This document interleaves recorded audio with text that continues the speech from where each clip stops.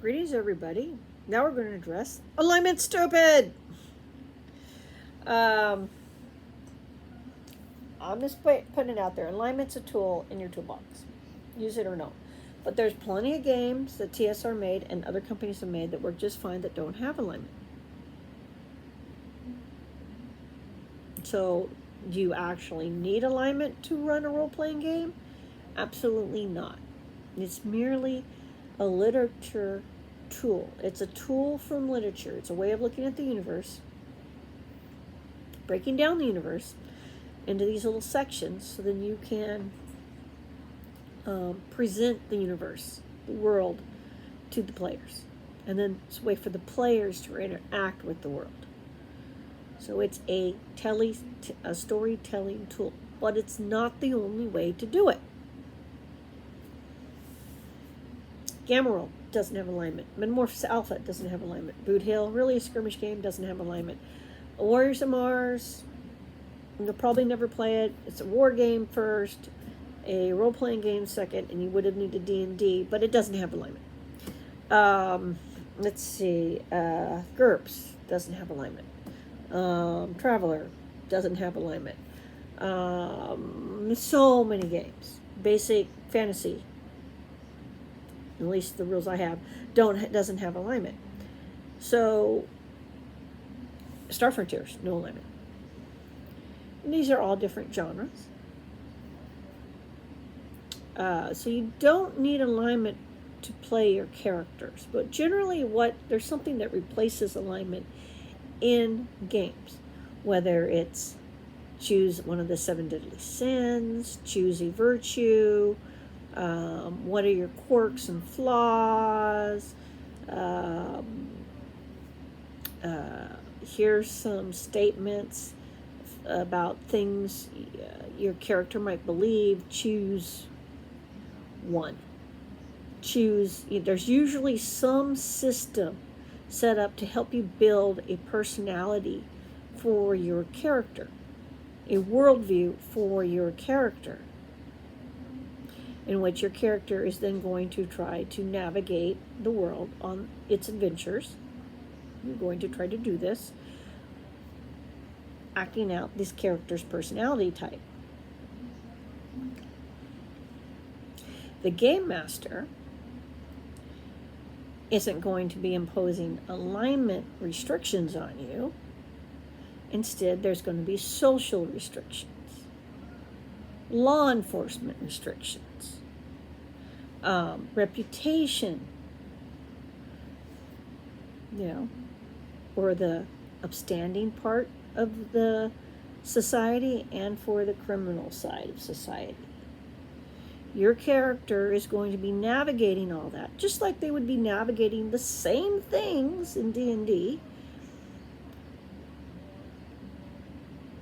D&D gives you a template for your personality. They call it alignment. Here you build your template. You call it your personality.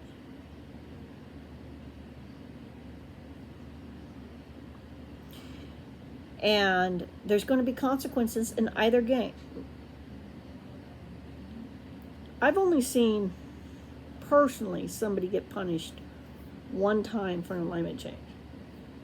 That was the guy who couldn't play lawful good to save his life.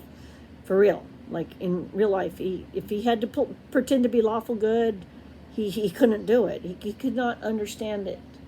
And again, that's not me saying he's a bad person or something. He actually had some redeeming qualities as a real human being. But he just could not wrap his head around how to play a lawful good character. And you may be the same kind of person. And sometimes you have to go through things in life before you figure out how to play something like this. You actually have to have playing scenarios in the game come up where you go, oh, I should have done this thing that I didn't do. I failed at playing my character correctly. Like, the DM doesn't have to say anything. You just know that you did, that wasn't the right choice. So And you can have DMs botch things terribly, referees botch things terrible in a game because they're only human.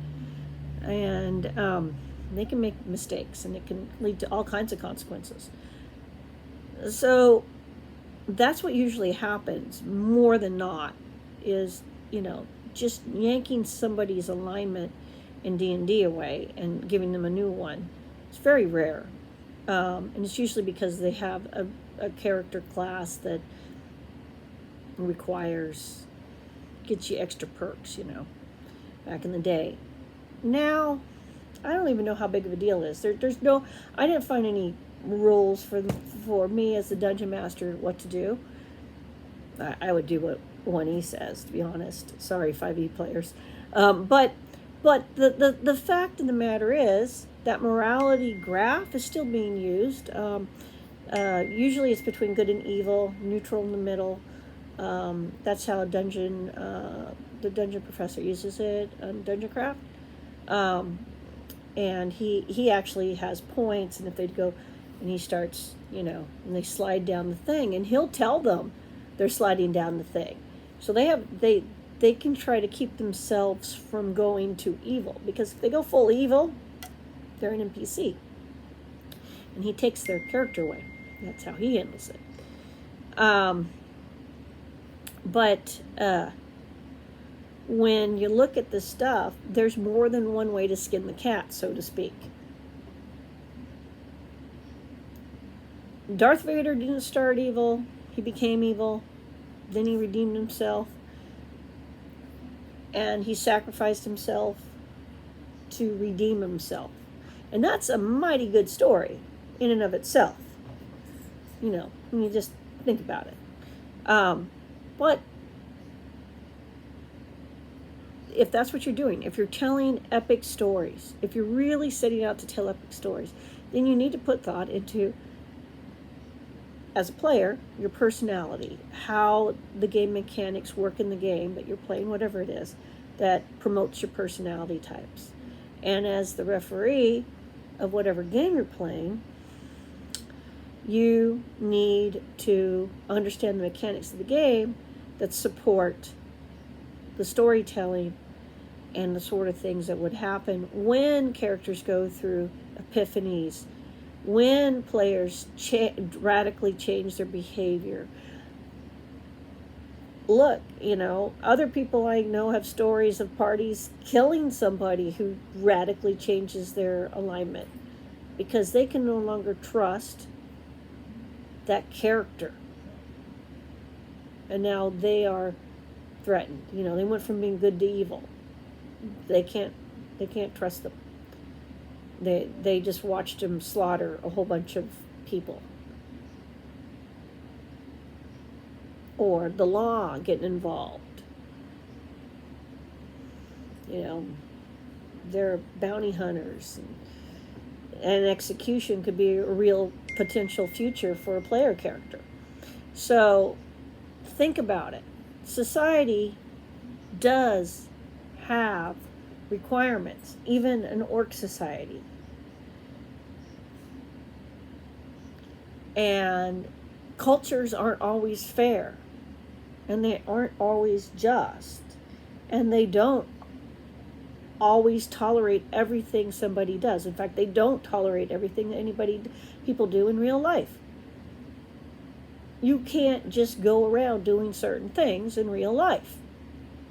The same goes with fantasy role-playing games. You go around doing certain things, you're going to get on someone's radar in the fantasy role-playing game universe, and then there'll be consequences. Sometimes that'll be good, sometimes it'll be bad. Sometimes it'll promote your reputation, sometimes it'll harm your reputation, and it could have very dire consequences.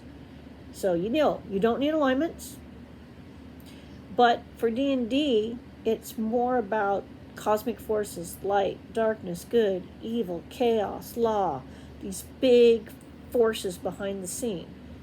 And everybody's struggling. Everybody's struggling to gain control and be the winner. Kind of like Babylon 5 with the shadows and the other guys. So something to think about. Just throwing it out there. Everybody have a great day.